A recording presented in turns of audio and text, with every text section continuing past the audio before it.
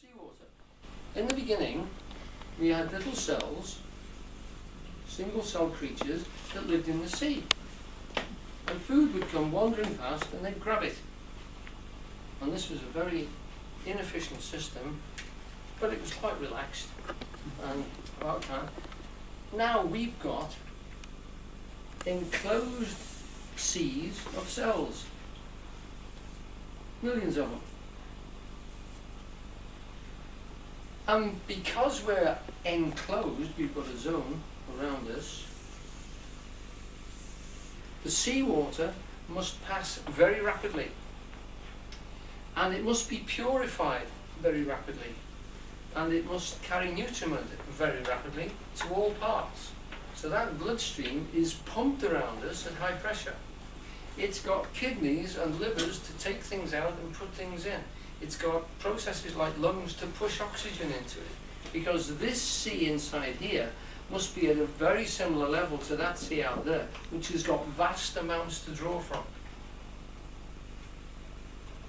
Now the organisation, the production of lungs, my anatomy is going to be slightly inaccurate here. So members of the medical profession, if you will just bear with me. Kidneys, liver, I'll put liver, but it's separated from lungs, you know, etc. Pancreatic juices, etc., all to do with the processing of keeping that flow there of nutriment and the clearing of wastes away, means that we have to create organs. We are organized, okay? To organize something is to make an organ of it. What happened in the cities? If you're a hunter-gatherer and you need shoes, you make your own. You only make them when you need them. You don't get particularly good at it. What's the organisation of the city? One man makes all the shoes for everybody. He gets pretty good. If he's going to make all the shoes, we have to feed him.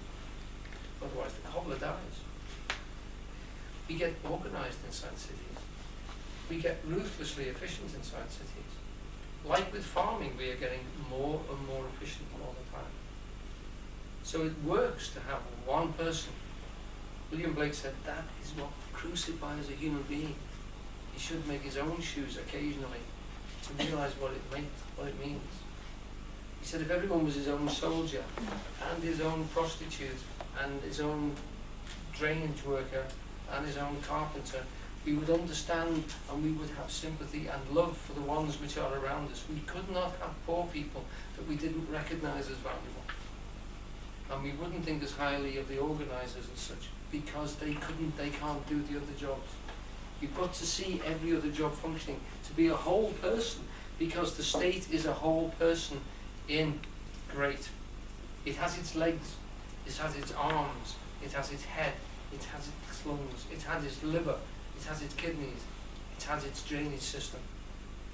And all those processes are human. And to say that one person should only work with sewage for the whole of his life is tyranny, William Blake said.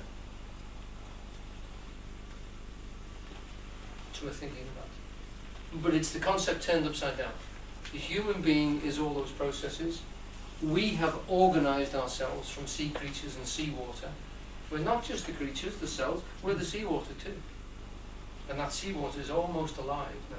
It's so processed and so inexorably involved with all of our processes.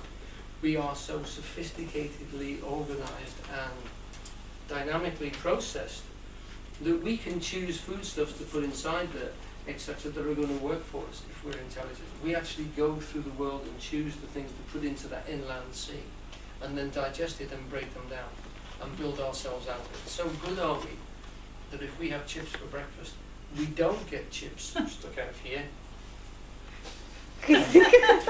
We break it down and produce something which looks pretty much like us. So if we had nothing but chips and chocolate, we would change, but we would still be recognisable. I know, because there's lots of people doing that experiment in Birkenhead, and you can see them. Chips and chocolate. And you can say, their internal organisation is really struggling to keep that shape pretty much the same as it was. What is fascinating, as a doctor once said to me, is not that people literally don't notice the food in it, but that their body is able to build a pretty working human being from all sorts of rubbish that people put inside themselves. I mean, I'm not talking about us, but I assume that most of us have a good working intelligence about what we need as human beings to get by. But there's lots of people out there who don't. I used to work with children who literally ate a Mars bar. That was breakfast and lunch, and crisps for tea. You know? And they were as healthy as stink. I mean, they would play football for hours. And you think to yourself, yeah, okay, so health food, but look at those little sods out there. And they eat anything. Literally, what comes along is eaten, and that's it. And when they're full, they go out. They don't think into it. And yet their bodies are still able to find some protein in that diet, you know, and some minerals, and keep them fairly healthy. Might only last for 20 years or maybe 15 years or something, but it's incredible the way that they succeed for such a length of time. Yeah. Right, so we are incredibly organized, just as the city becomes organized and becomes ruthlessly efficient. And it's a body, when we say it is a man in great, you know, the great beast Leviathan that Hobbes wrote about, he's talking about that great universal, a nation as a great person, a being that had legs and arms, the armies and the thinkers and the people who provided the money and the people who provided the food, etc. It is like a great man, and it functions like that. And you have to be ruthless in yourself. Sometimes your feet will be hurting and you've still got to walk somewhere. Sometimes your arms will be tired and you've got to make yourself work. Sometimes you don't want to do this and you have to do it. To keep the whole economy going, you have to make ruthless decisions. You have to allow for a hand to get damaged. You have to allow for something to get tired and something to ache and be destroyed.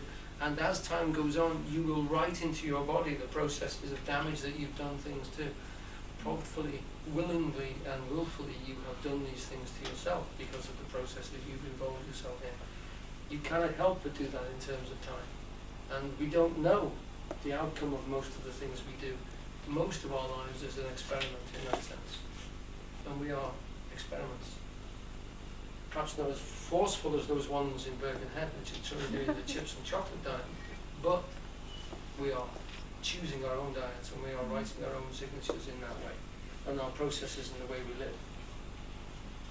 Right, so organization is where we actually take sophisticated functions and we make them more standardized, more linked. We break down the processes of seawater, we break down the processes of desert, jungle areas, and we reorganize it into something which is human-shaped, if you like. It works better for humans. In other words, we can pack more humans into a situation.